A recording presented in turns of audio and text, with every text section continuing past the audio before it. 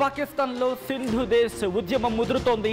Sindhu province ను ప్రత్యేక దేశంగా ప్రకటించాలని చేయాలని కోరుతూ కరాచీ వీధుల్లో వేలాది మంది భారీ ఆందోళనకు దిగారు. కరాచీలో తీవ్ర ఉద్రిక్తతలు నెలకొంటున్న పరిస్థితి. దానికి సంబంధించిన విజువల్స్ మీరు చూస్తున్నారు. గత కొద్ది రోజులుగా ఆపరేషన్ సింధూర్ తర్వాత కూడా మీరు గమనించుంటే ఆ సింధు ప్రావిన్స్ లో అప్పటికే ఉద్యమం తారాస్థాయికి చేరుకుంది. వీళ్ళకి మాత్రం ఒక విధంగా చెప్పాలంటే బెలూచిస్తానీ వీళ్ళకి ఇన్స్పిరేషన్ అనుకుంటా. ఎందుకంటే బెలూచిస్తాన్ తనకు తాను ప్రత్యేక దేశంగా ప్రకటించుకున్న తర్వాత అక్కడ ఎటువంటి పరిస్థితులు నెలకొంటున్నాయో చూసాం. ఇప్పుడు సింధు కూడా వాళ్ళ ఇన్స్పిరేషన్తో ముందుకు వెళ్తోందా? ప్రస్తుతం దానికి సంబంధించి చర్చ జోరందుకుంటున్న క్రమం. కరాచీ వీధుల్లో వేలాది మంది భారీ ఆందోళనకు పిలుపునిచ్చారు. కరాచీలో తీవ్ర ఉద్రిక్తతలకు దారితీస్తుంది ఈ ఆందోళన. పోలీసులపై రాళ్లు రువ్వారు ఆందోళనకారులు. ఒక్కసారిగా దీంతో ఉద్రిక్త వాతావరణం చోటు చేసుకుంది.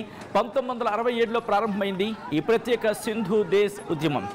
విభజన తర్వాత పాకిస్తాన్కు వెళ్ళిపోయారు. ఇన్ఫాక్ట్ పాకిస్తాన్కు వెళ్ళిపోయింది ఆ సింధు ప్రావిన్స్. పాకిస్తాన్లో మూడో అతిపెద్ద ప్రావిన్స్ గా ఉంది సింధ్.